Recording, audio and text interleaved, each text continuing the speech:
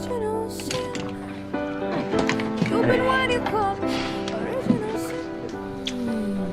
You've been when you come, Nice. original sin. Your tie. Hey. How you doing? Good, how are you?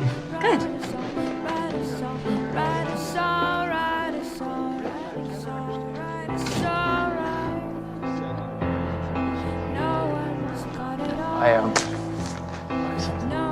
So nice.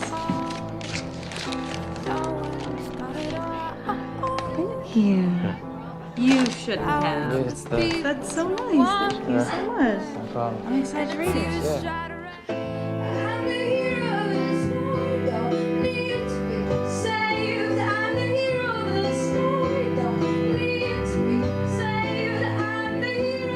Yeah. Shabbat Shalom. Welcome, Bruchim Abiyim. I'm Rabbi Paul, your virtual rabbi. You found Beit Virtuali. Let's stir up a little Torah together. And yeah, expectations versus reality.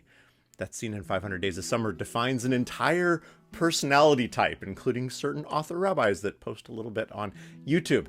If something's not spontaneous, I guarantee I have spent the time leading up to the job interview, the trip or date, with every moment mapped out. In the process, I've tried, tossed, replaced, and revised opening words, ways to approach certain subjects should they arise, farewells, and worst of all, how that scene would be the most ideal version of that moment possible, with me as the best, most clever, most witty version of myself, and the other person in the vision reacting in the most ideal way, according to me, of course, to each of my bon mots. Of course, from an ethical as well as spiritual standpoint, there's already a pretty massive problem. Forget for a second that it's impossible to predict our own actions in the lived moment, even if meticulously planned. How much more so the other person in the scenario? Clausewitz comes to mind in the idea that no plan survives the first contact with the enemy. Hopefully for a date or a job interview, we don't see the other as the enemy, but look how often this way of thinking has already forced the word other to appear in this discussion. No, the real ethical issue in planning such a scenario is that everyone, not me, appearing in the obsessive planning visualization is an object rather than a subject. As Martin Buber would explain, this is an example of the I-it relationship rather than the I-thou. As Franz Rosenzweig reminds us, greatly paraphrased, one way to see the messianic time is when all are subjects and none are objects. And yes, I'm name dropping far more than usual, but the theme is important enough for a few quotes from Gedolim. To remove the straw man from the situation and to give my proclivities a tiny defense, there are reasons to pre-plan, visualize, and rehearse potential life scenarios. Aspects of this appears in the Cognitive Behavioral Therapy CBT tool chest. If, for example, I've developed relationship issues due to a lifetime of exposure to boundary breakers, I will most likely continue to select boundary breakers and invite them in my life and repeat past unhealthy patterns. Once the issue is finally recognized and named, there are more and less helpful ways to reset boundaries with those that habitually snap them. Yet, as that modality, the effective one, of communication is probably not natural and automatic, the ideal phrases can be written down, read out loud, rehearsed, role-played, and even placed into a visualization scenario. A good clinician will hopefully as well point out that the purpose of the rehearsal is not control of the other, but rather the enabling of self. The person with whom we speak has complete agency to accept or reject our words. The therapy is for us, and as we gain the ability through repetition to set and maintain boundaries, as well as recognize equally when we may be stepping over those of others, we may find that some of our boundary breakers are just that, as part of the base package. As we cannot change another person, that's where decisions are made regarding who we allow in close. But the scenario of completely pre-living an entire date, if we're being honest, is not really about practice. It's about control. Once again, watching the expectations versus reality scene, the reality side, it's not so bad. The greeting's a hug. The gift is well received. The problem is that the greeting's not a kiss, and the gift is not as well received. The situation as it occurs is just fine. The situation as it occurs when lined up next to the expectations is a disappointment, which recalls the deep truth of journalist Neil Strauss's quote, "Unspoken expectations are premeditated resentments." When we spend our lives pre-planning out the ideal pathways through our next moments, we not only turn the others in our visions into objects, but we also open up the door to live primarily via our inevitable resentments and disappointments. I'm going to go out on a limb here and say that that's not a life for which we yearn. I'm also going to, while also looking in the mirror, comment that if our lives are filled with resentments and disappointments, the thoughts up to this point in this video are a good place to start our diagnosis. And as an added bonus, these thoughts also provide a pretty good explanation for why in the world of spiritual desires, we seldom receive revelation. Shavuot, the holiday that we seem to have the least sense of despite its glorious focus on cheesecake, represents literally the Jewish mountaintop experience, traditionally known as the holiday of Matan Torah, or the giving of Torah, as well as often today in certain circles as Kabbalat Torah, the receiving of Torah. Shavuot celebrates the Sinaitic narrative, complete with thunder, lightning, heavenly shofarot, and the tablets containing what I refuse to poorly translate as the Ten Commandments. Please see at least a dozen earlier sermons for my soapbox position. 10 utterances. They are utterances, not commandments. Off soapbox. In my book, Gateways into Judaism, Volume 1, Origins, I start off the prologue with the theological criticality of this narrative. Is there such a thing as divine intervention? The central theological divide between Orthodox Judaism and non-Orthodox Judaism is this very question. The reason I cannot accept Reform Judaism is that Reform Jews do not accept Matan Torah. Translation: Reform Jews do not accept the literal giving of Torah by a literal God on a literal mountain in a literal story in a literal time. I have been on the receiving end of this assertion enough times to have my answer down pat. I completely accept Matan Torah. I'm deadly serious about it. There is no Judaism without revelation. I simply disagree with the nature of Matan Torah. Our sages teach that every verse of Torah has 4 interpretations and each word has 70 meanings. Each verse in Torah can be interpreted based on the clear meaning of the words, their meaning within specifically Jewish hermeneutics, their useful interpretive meaning, or allegory, and the mystical underlying wordless structure that binds them all together and points us to the universal unknowable unity of the eternal. So why are the verses describing Matan Torah the exception? Why do I get to see the Garden of Eden as a metaphor for the psychological development of all humankind and enjoy friendly arguments with my Orthodox brothers and sisters, yet Matan Torah must be literal? Jumping back to our most recent previous pilgrimage festival, Passover, the Pesach Haggadah gives us not only a hint, but essentially an obligation of the allegorical reading of our tradition. Bechol dor v'dor chayav adam lirot et etzmo ki'ilu hu yatsa mimitzrayim. In every generation, each is obligated to consider oneself as if we are coming out of Egypt. As the Torah, from Exodus to the end of Deuteronomy, is the greater narrative of the Exodus, I'm quite comfortable teaching all pilgrimage festivals, whose narratives are all included in these books, through the eyes of Bechol dor v'dor. For Pesach, for example, we consider how we are bound and how we bind others. For Sukkot, we consider the impermanence of reality and the fantasy that our strong houses and lives will inevitably remain standing as they are, because they won't. And for Shavuot, we consider how transformative information can enter our lives and how to prepare for this. Revelation. We also need to consider why it doesn't come. What we're talking about here is expectations versus reality. The Torah, like essentially all sacred texts from all traditions, has a specific job to do regarding the narrative of revelation. As much as with Judaism, there is no religion without revelation.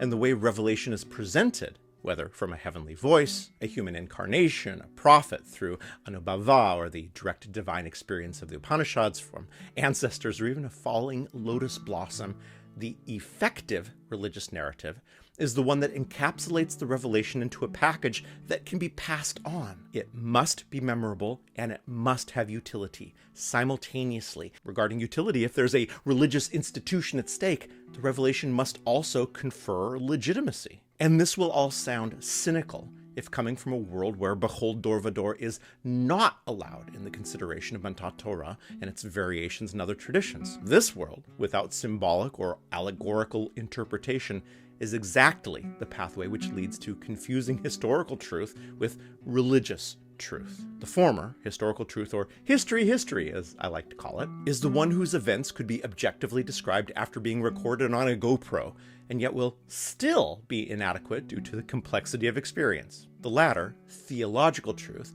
is the one whose words must be compelling enough to grant legitimacy and project a religion into the future. Like biological evolution, it must provide a survival benefit. The two side effects of this dichotomy are that on the one hand, people will hear what I just said and either reject this outright because of cognitive dissonance mixed with confirmation bias, or will accept this and follow up with, so it's all a lie then? Yeah, only if we demand that every person who's ever existed thinks exactly as we do today in the 21st century. On the other hand, in the late modern, we have the novel condition where all religious traditions and revelations live in the same global space.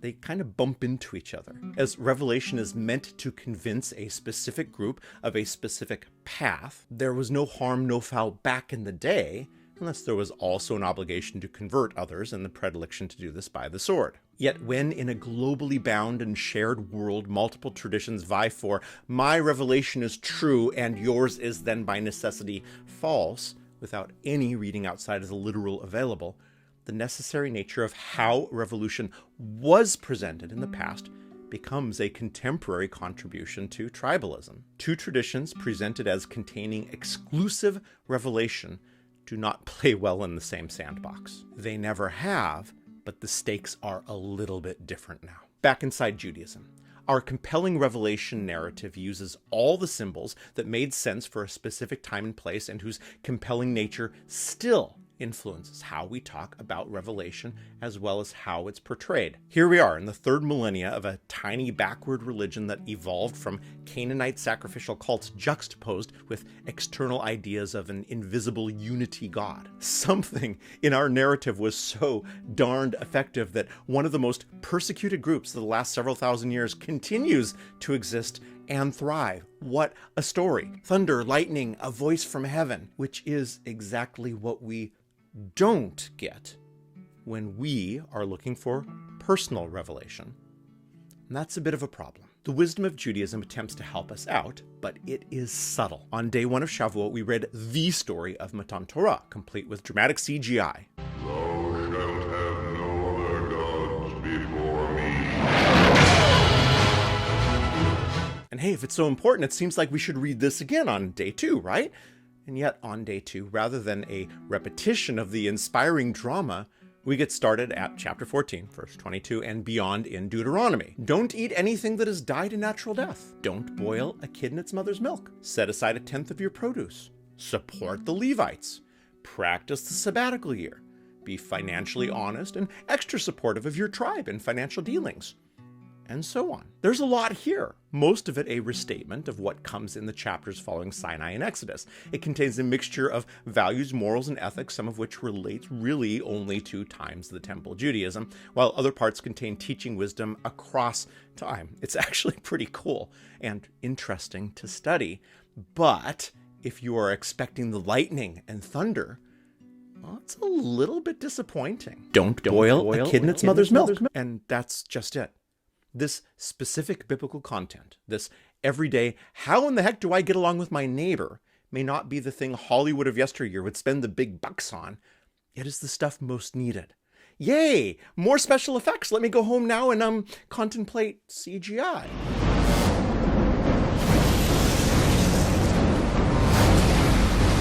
Instead, how is my relationship with my neighbor right now? My family? The people in my religious community? All fine, no issues? I thought so. Now, I'm going to paraphrase this, but spiritual teacher Carolyn Mace comments in her series Energy Anatomy when she talks of intuition. If you hear a trumpet from heaven, it doesn't mean you're doing something right. It means you're doing something wrong.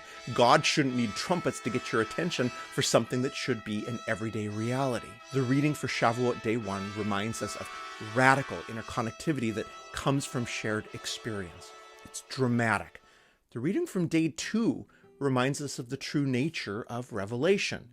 It speaks to us in the everyday language of how we treat ourselves and each other, and it's always with us in the smallest and most subtle acts. The necessity of how revelation must be described for religious legitimacy confounds the actual humble nature of revelation. In the same prologue of my book, I not so humbly offer what might have been a more GoPro accurate picture of Moses receiving revelation. Moses entered the tent and sunk into a deep contemplative trance. As his eyes closed, he meditated on the challenges of the day, the difficulties the arguing factions around him experienced as they tried to find a way forward in the wilderness of the unknown that they faced. With all the knowledge, wisdom, and especially the intuition and active dreaming life that made him the ideal leader for this time, a pattern of possibility started to take shape in his mind. If we demand the dual curses of my tradition must be literally true and all other traditions are therefore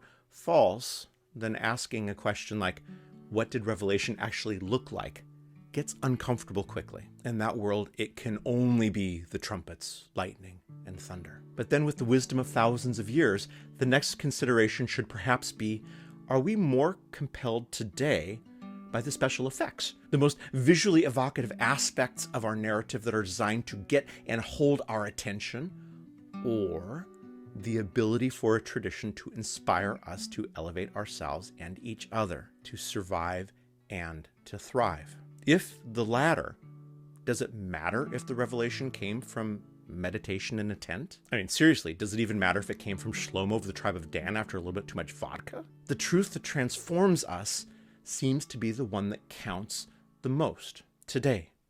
Still, if that's hard to accept, it's worth meditating on why that is. I love the Moses and Sinai version of the narrative, but it is the resulting truth and iterative wisdom that keeps me coming back for another go at the same texts each year. The iterative question that comes out of all this is the honest self-reflection of what we think revelation should look like in our lives. We have expectations, we really do. And then we also have the reality of what we experience. If our lives and relationships are completely hunky-dory, then there is no need to go further.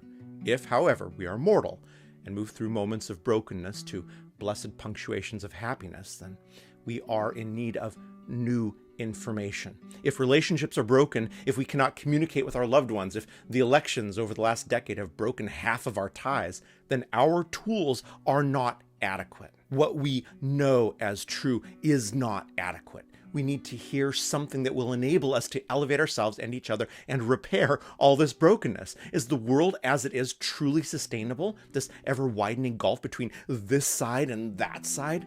So what's it going to actually take to make a change? What do we need to hear so that we actually pay attention to whatever it is and know that that's revelation? And if the answer is, I won't change until I hear trumpets from heaven, then we've profoundly misunderstood Sinai, and the probability that we will be a part of the needed healing is slim. If the answer is, I won't change until I hear God's literal voice speaking at me from heaven, how are we so sure that this hasn't already occurred? Chag Sameach, everyone. Shabbat Shalom.